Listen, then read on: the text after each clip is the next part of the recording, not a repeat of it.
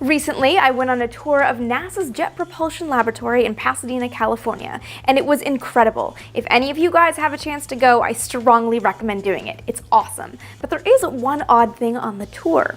Peanuts. When you go into this control room that many of us are familiar with because this was the room they showed on TV when Curiosity landed on Mars in 2012, they offer you peanuts. In fact, in some of these images, you might see people eating peanuts.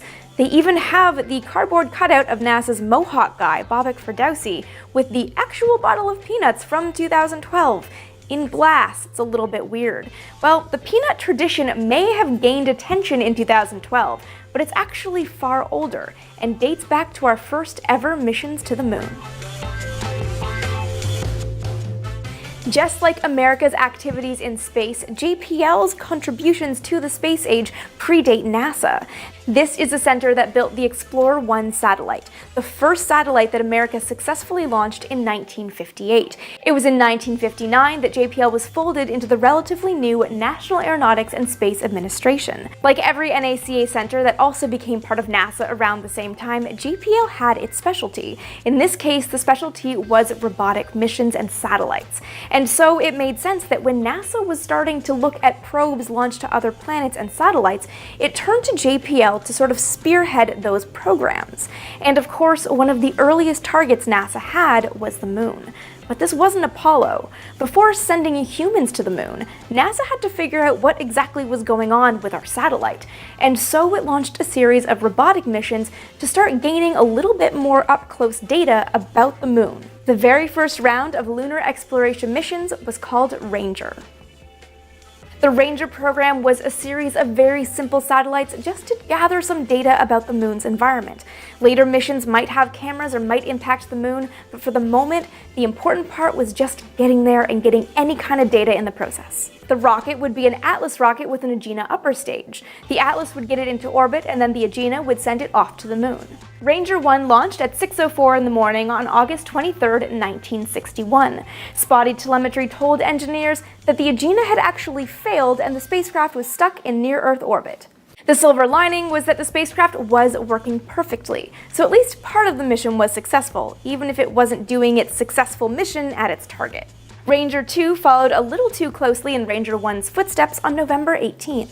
Slightly before 4 o'clock in the morning, and just over half an hour after launch, telemetry showed that the Agena's second burn had failed, leaving Ranger 2 also in Earth orbit. But this time around, they didn't even have the silver lining of the spacecraft working perfectly. It seems there were so many problems with every aspect of the Ranger program, but it didn't matter. We were only 2 missions in, and so engineers got a bit more ambitious. Ranger 3 was designed not only to impact the moon, it would have a camera on board, so it could take and send back pictures of the moon's surface right before smashing into it.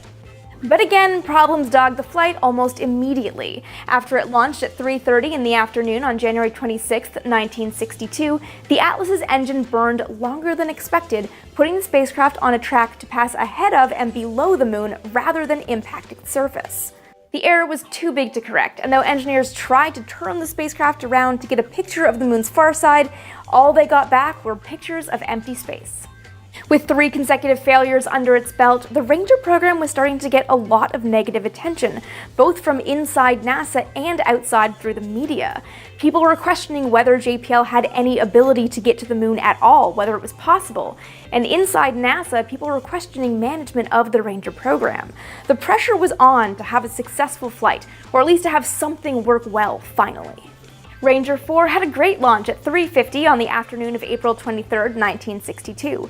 Both the Atlas and the Agena performed well, but the spacecraft's signal fluctuated as it flew to the moon. Engineers realized that the spacecraft was tumbling, and though it did hit the moon right on target, it was dead when it did. Ranger 5 also had a beautiful launch through overcast skies on October 18th, just before 1 p.m. Both the Atlas and Agena again worked perfectly, sending the spacecraft on a trajectory towards the moon. But then the data started coming back garbled. Ranger 5 had somehow switched to battery power, and it wasn't long before the batteries were dead. The spacecraft tumbled along, dead, towards the moon. This 5th consecutive failure was the first nail in the coffin of the Ranger program. The last 4 missions were canceled, and the 3 remaining missions, Rangers 6 through 9, were downgraded to photo-only missions. Nothing else mattered. Just get to the moon and take a picture of it and send it back before it smashes into the surface. Ranger 6 launched towards the Sea of Tranquility at 10:49 in the morning on Thursday, January 30th, 1964. Both the Atlas and Agena performed flawlessly, and a mid-course correction trimmed the flight and put Ranger 6 on the perfect course to its target. Everything looked great on this mission, but there was one flaw. The camera wasn't working properly. As Ranger 6 neared the moon, the signal was so weak, engineers could not get a picture back. The mission had been flawless, but it had failed in its main objective. 6 failures later, and morale was at an all-time low. There was talk of shutting down JPL. People were saying that a university-run center had no business being in the space game at all. There was even talk of sabotage. People were convinced that there was no way so many missions could be going this wrong. Someone had to have been sabotaging some element of every rocket or every spacecraft system. Something had to be responsible for this. There was talk of replacing all Ranger management, taking out everyone who had apparently been making all the wrong decisions and bringing in new people to maybe save JPL and the Ranger program. It was through this bleak atmosphere of anxiety and uncertainty that Ranger 7 launched on July 28th of 1964. But something was different that day. Mission manager Harris Schermeyer handed out peanuts that morning to ease tensions. He figured that chewing on peanuts or playing with them on the table would give his team something else to focus on. Shortly after launch, telemetry told JPL that the spacecraft was perfectly headed on track to its target on the Sea of Clouds. Consensus at JPL was that the mission had a 50-50 shot of success. The next morning, mission scientists sent a command for the mid-course correction, and its perfect execution convinced engineers that now Ranger 7 had about an 80% chance of succeeding. By 6 o'clock in the morning on Friday, July 31st, the viewing gallery in the Spaceflight Operations Facility was packed. Visitors sat behind flight controllers who watched the telemetry coming back from Ranger 7. 20 minutes before impact, they got a signal that the cameras were on and starting to warm up. 90 seconds later, a strong signal came back from all 6 cameras on board. At 6:25 in the morning, Ranger's telemetry stopped. The spacecraft had impacted the surface. But before it had sent back a series of stunning images. Applause and cheers replaced the quiet tension that had permeated the visitors' gallery, as they realized that NASA and the nation had captured the first ever close-up pictures of the moon's surface. Ranger 7's success had nothing to do with peanuts, but it's become a tradition nonetheless. Now there are peanuts at JPL for every major mission event, a launch, a landing, or even an orbit insertion burn.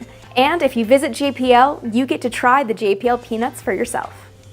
I also want to remind you guys that you can now sponsor Vintage Space and help make the episodes that you love possible. There's a video right up here about how that works. And of course, if you love old-timey space things, be sure to subscribe to my channel so you never miss one of my bi-weekly episodes. So do you have more questions about going to the moon, the Ranger program, or peanuts? Let me know all of your thoughts, questions, and comments in the comment section below. And of course, you can also find me all across social media. I'm on Facebook, Twitter, and on Instagram. Thank you guys so much for watching. See you next time.